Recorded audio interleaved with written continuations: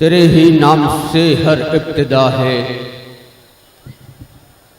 تیرے ہی نام تک ہر انتہا ہے، تیری حمد و ثنا الحمدللہ کہ تو میرے محمد کا خدا ہے۔ محمد مصطفیٰ کو جانتا ہوں، محمد مصطفیٰ کو مانتا ہوں، وسیلے سے جناب مصطفیٰ کے خدا کو جانتا پہچانتا ہوں۔ قابل احترام صدر مشاعرہ،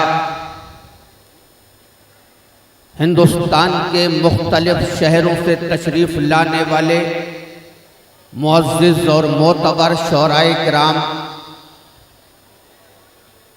اس محفل کو سجانے والے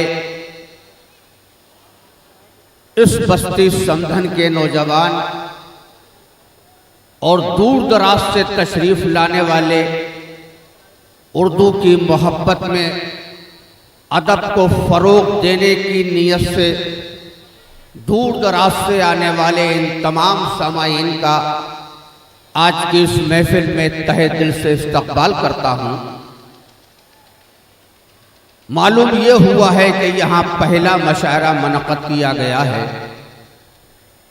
ہندوستان کے وہ معتبر شعراء کرام آج آپ کے مہمان ہیں، جو آل انڈیا مشاعروں کی کامیابی کی ضمانت ہوا کرتے ہیں۔ مختلف رنگ، مختلف آہنگ، مختلف پیرائے میں آپ کو یہ شعراء کرام اپنے شعر سنائیں گے، لیکن دوستو مؤدبانہ عرض کر دوں، مشاعرے کی ایک روایت ہوا کرتی ہے، مشاعرے کی ایک پرمپرا ہوا کرتی ہے کہ جب شاعر اپنا شعر پڑھتا ہے اور آپ کو جب پسند وہ شعر آ جائے تو آپ کو واہ واہ کرنا چاہیے، اس کی حوصلہ افزائی کرنا چاہیے، اس کو داد دینا چاہیے۔ یہ ایک مشاعرے کا طریقہ ہوا کرتا ہے۔ غزل پر ہم بات کو بات کریں گے، لیکن ہم اپنی محفل کا آغاز اس وحدہ لا شریک کے نام سے کیا ہے۔ آئیے اس سیاح لامکاں کی بارگاہ میں چلتے ہیں، جو سبز گنبد میں آرام فرما کر اپنے لامبے لامبے ہاتھوں سے ساری دنیا کو بھیگ دے رہے ہیں۔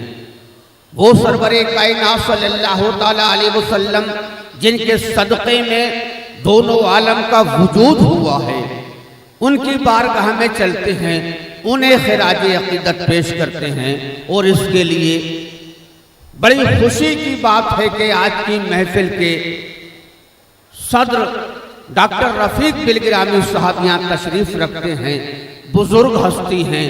میں ان سے اس سعادت کے لیے مؤدبانہ گزارش کرتا ہوں کہ نعت شریف پیش کرنے کی سعادت حاصل کریں اور تشریف لا کر بارگاہ رسالت مآب صلی اللہ تعالیٰ علیہ وسلم میں ہدیہ نعت پیش کریں۔ اس کے بعد ہم غزل کے میدان میں آئیں گے۔ ڈاکٹر رفیق بلگرامی